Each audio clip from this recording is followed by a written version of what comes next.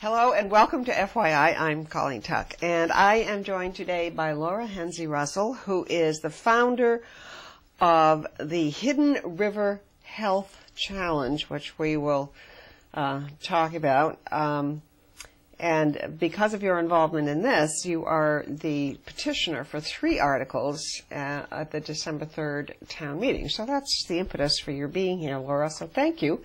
Welcome. And let's get right to it. Do you want to talk about the Hidden River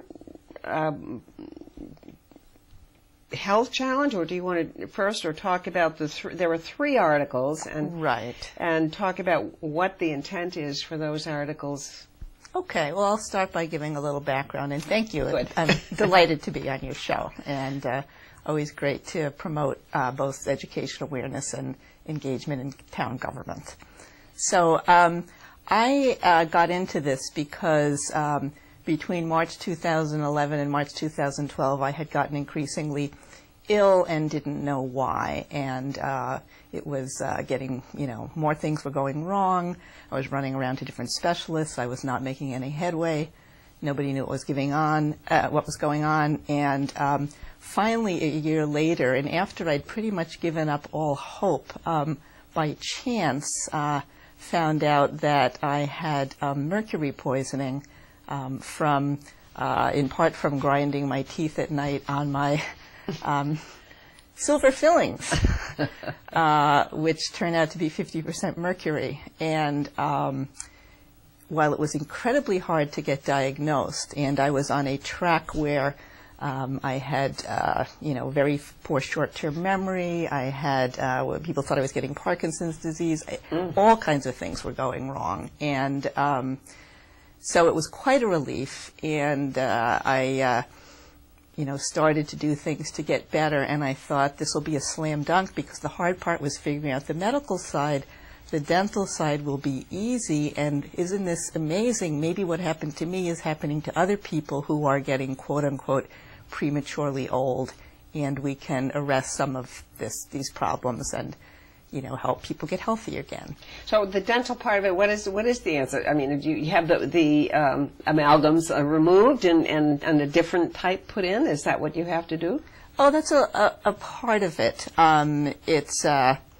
You also need to work on detoxing your system. I guess a couple things I learned. I kind of throw myself into things. And first for the first 6 months, I threw myself into trying to find out what was wrong with me. Doing a lot of searching and journal reading and Googling and talking to people. The second 6 months, I'd pretty much given up. And I didn't have much of a future, not a good one. And so then all of a sudden when boom, out of the blue, it's like finally somebody heard somebody at a conference and thought this could be the problem, and lo and behold it was, because I responded so well to the treatment that energized me again. And as I tell people, I have a lifeguard personality, and so when you see people drowning, you help them get out of the water. So you don't just save yourself. Hence the Hidden River Health Challenge that you founded. Right. And so as I was well enough to function again, I started getting involved in things. I went to the Safer Chemicals rally in D.C. in May, and at the same time I met with members of our congressional delegation about some other issues I was working on, and also this, which relates to safer chemicals. I started to go to healthcare cost containment forums from, Associated Industries of Massachusetts and Boston Foundation and Mass Inc., because I felt I had a pretty revolutionary experience, which was for that 12 months, I was a very frequent flyer in the healthcare system.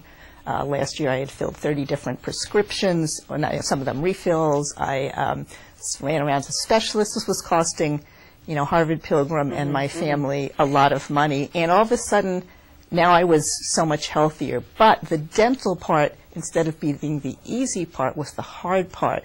It turned out that it's not recognized commonly that amalgam dental fillings degrade and can off-gas mercury and can create health problems for people. So our dental plans only pay the percent of putting more mercury amalgam back in if it's not in your smile area. And so I was facing massive expenses because none of my molars are in good shape, and under crowns I have mixed metals, which one shouldn't. So although Delta Dental has high five figures over decades from our employers and us paying a third of the premiums every year, I can't access much of that money to do the work needed.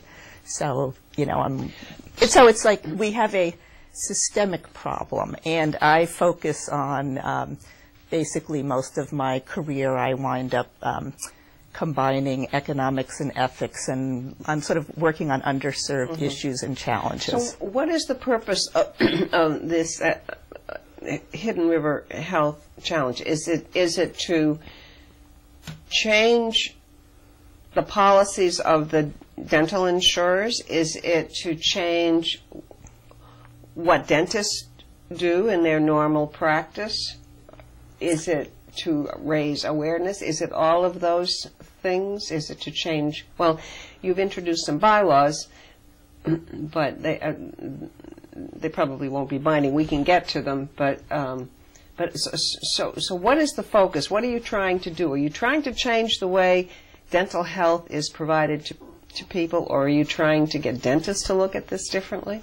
I guess I'm trying to get everybody to look at it differently.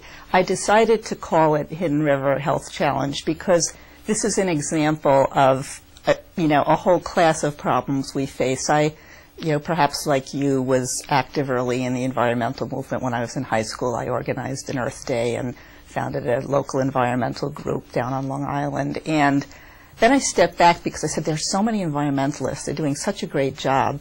I'll focus more on other, underserved issues and communities.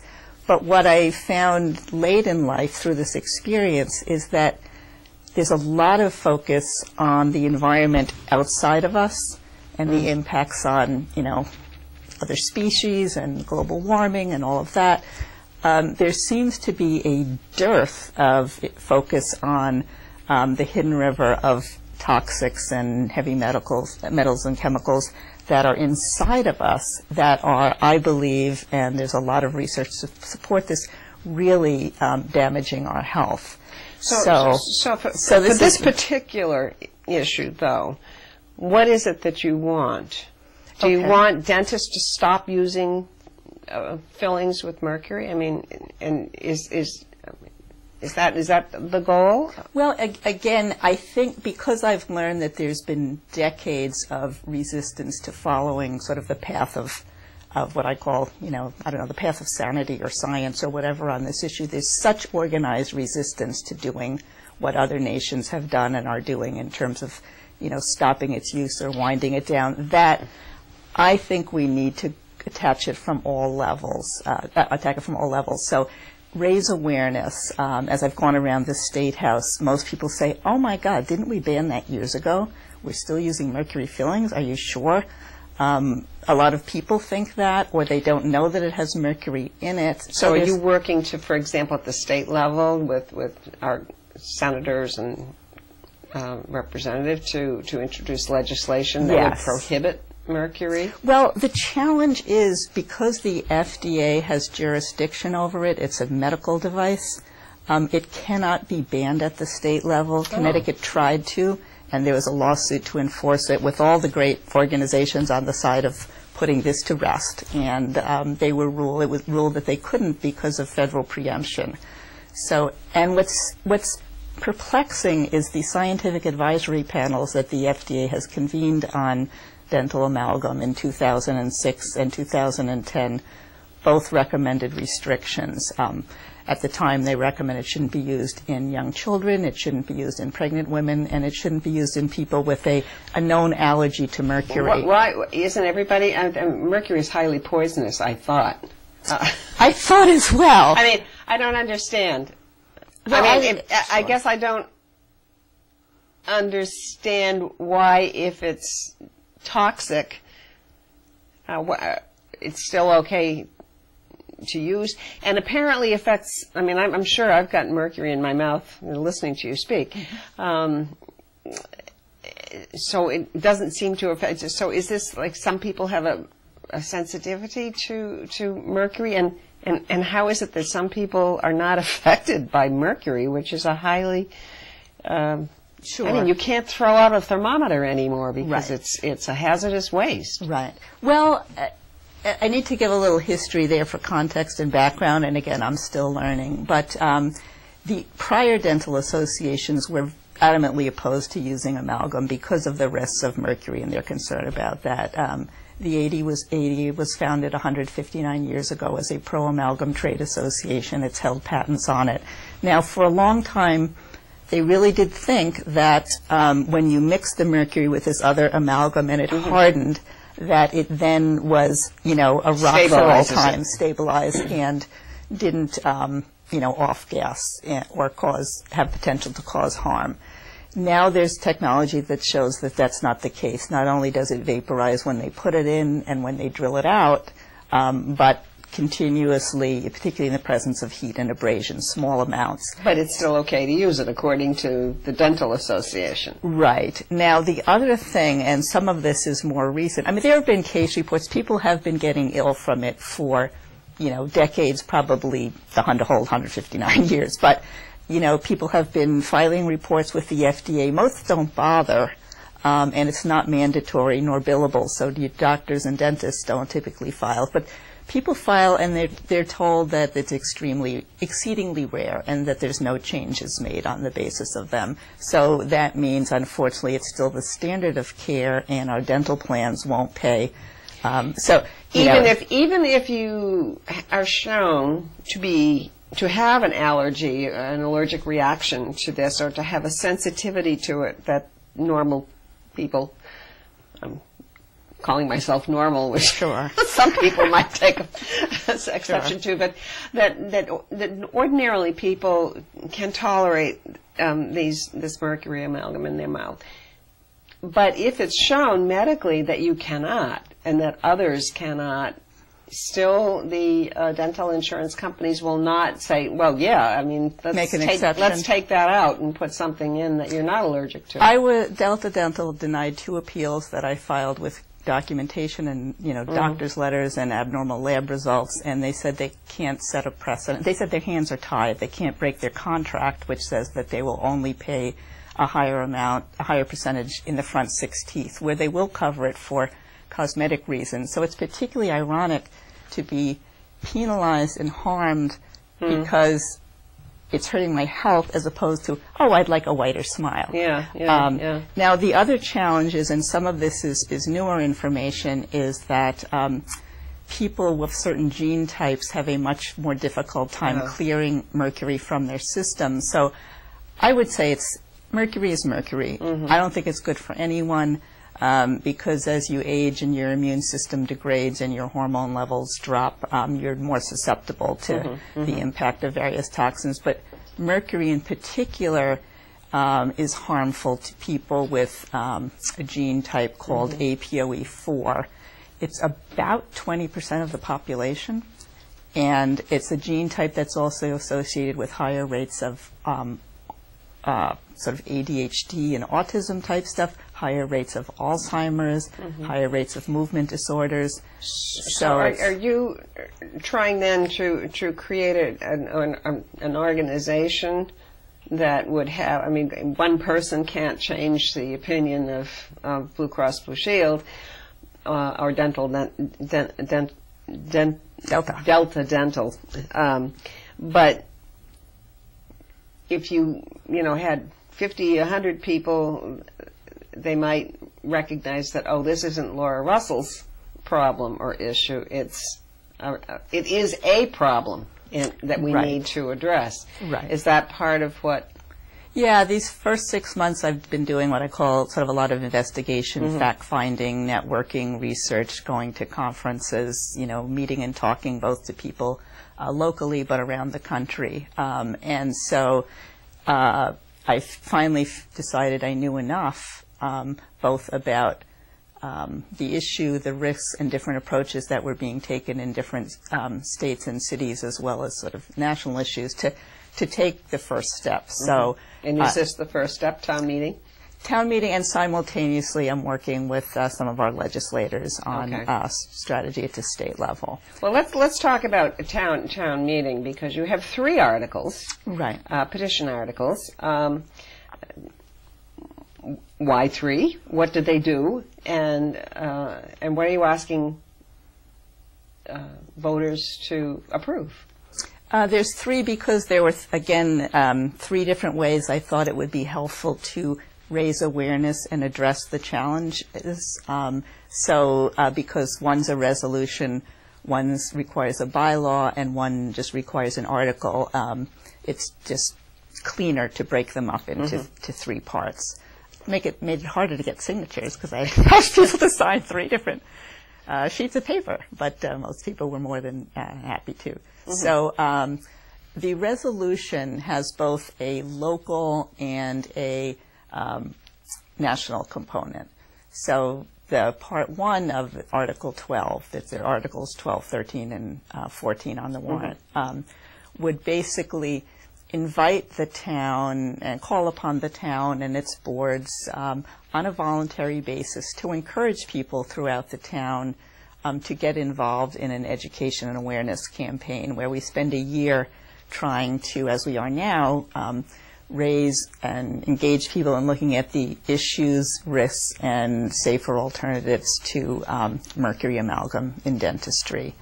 So, it's not enforceable, it's not a directive, it's more an invitation. It's an it's the town advising that people do this. Right. And then part 2, which sort of goes, since we have ultimately what is a federal problem with the FDA not following the recommendations of its scientific advisory panel, it just calls upon, it instructs the town to call upon the president, write a letter saying that we would like him to direct the FDA to follow the recommendations of its scientific advisory panel on this.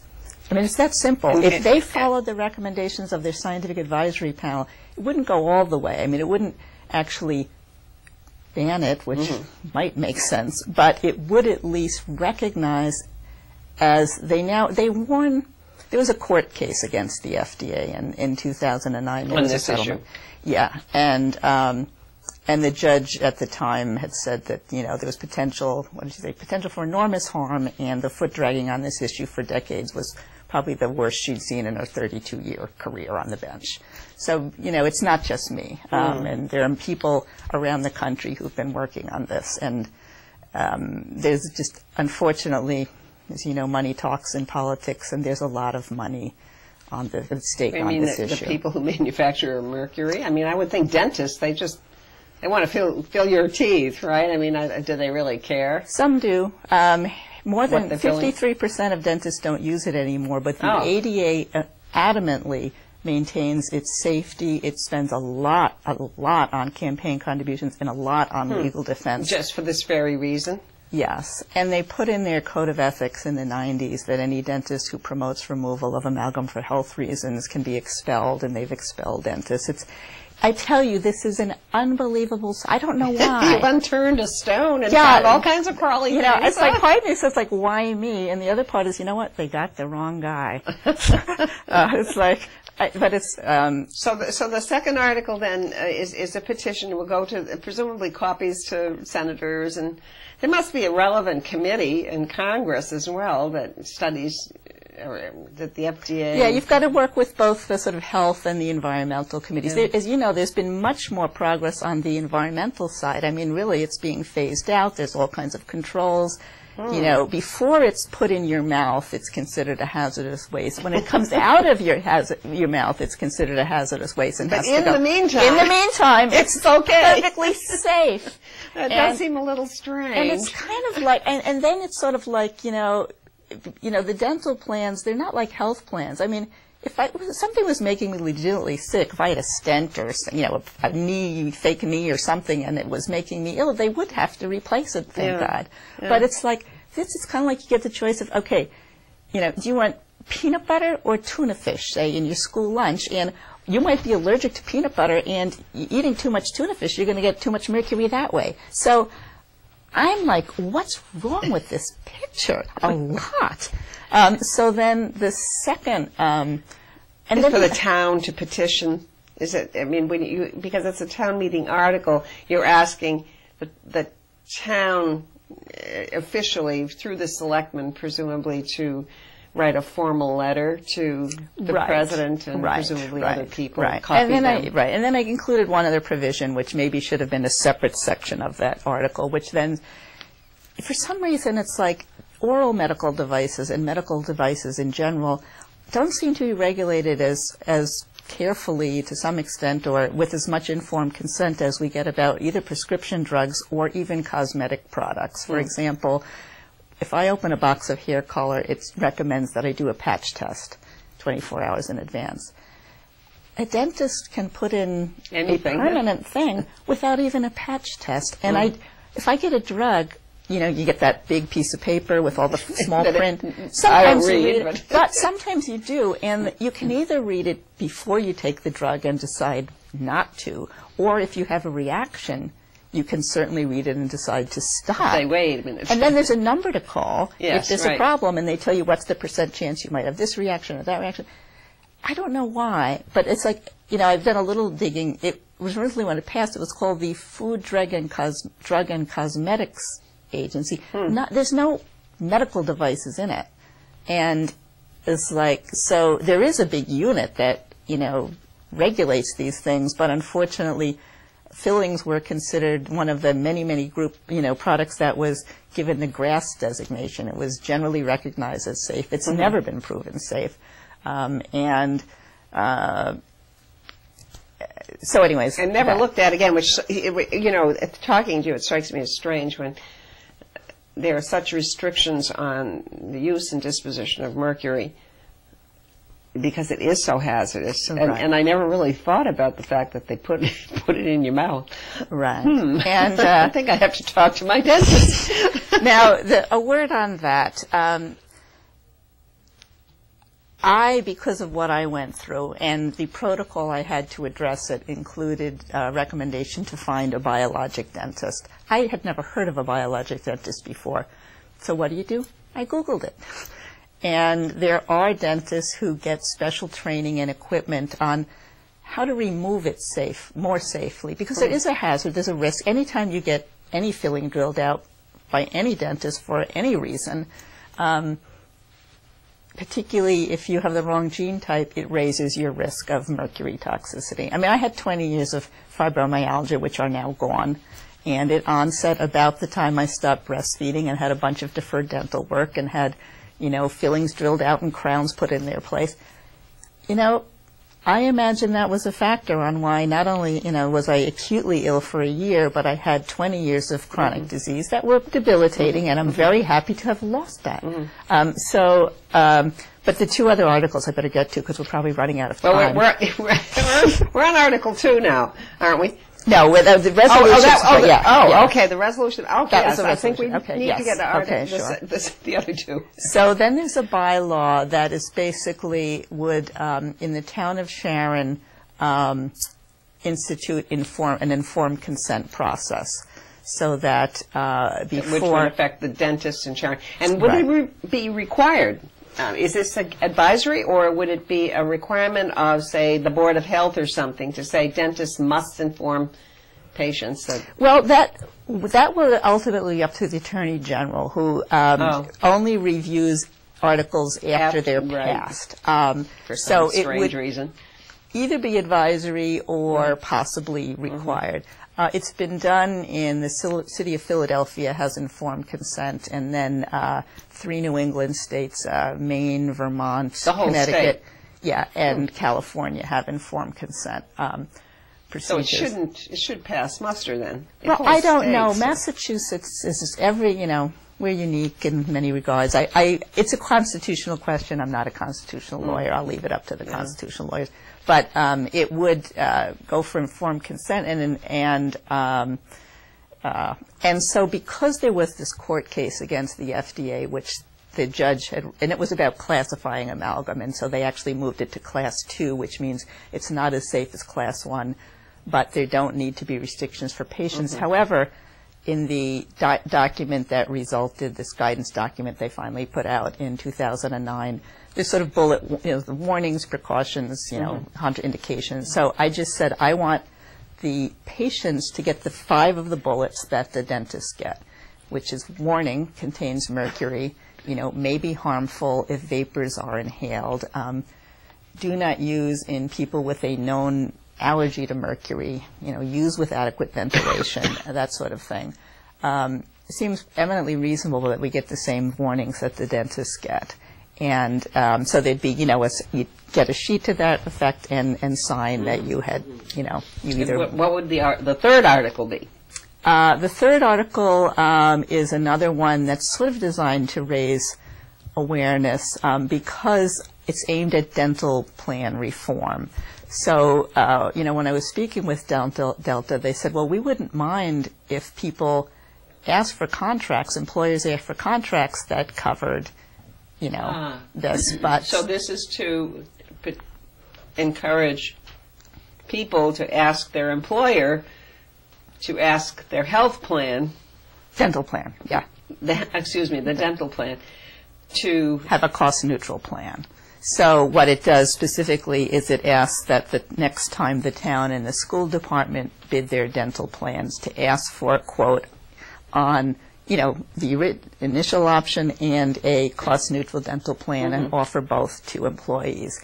There's dental insurance in the town is fully paid for by the employee, so the additional cost would be fully paid for by the employee. But would this affect only employees of the town? Then this third article would not affect people like you and me. Right. I've gotten at least a half dozen other employers, public and private, to ask for quotes on cost-neutral plans to date. Just informally.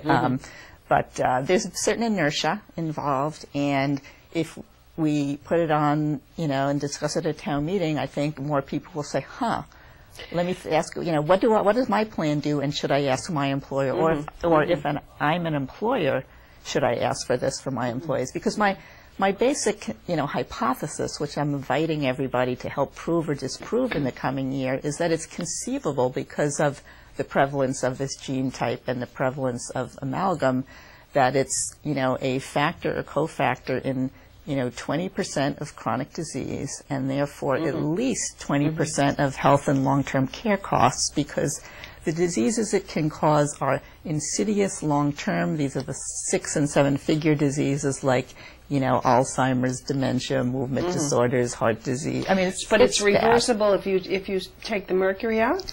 Well, I think it certainly depends on how much damage has been done. I also, because I had like low immune markers, and my immune system, I think was somewhat degraded. I was also finally treated for hidden Lyme. That might have been a factor with the fibromyalgia as well. But given how healthy I've got, I would like to invite our town to join me in this mission. Healthy. Well, that's a very positive note to end on.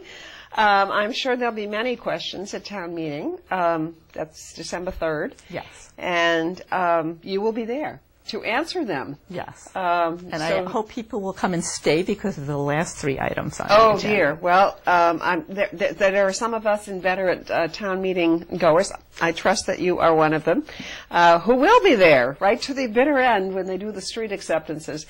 Or does this come after? It's kind of like coming after the elephants, isn't it? I'm not sure. That's right. Anyway, thank you so much for coming in and talking about this issue. And thank you. My pleasure. We'll see you at town meeting. Great.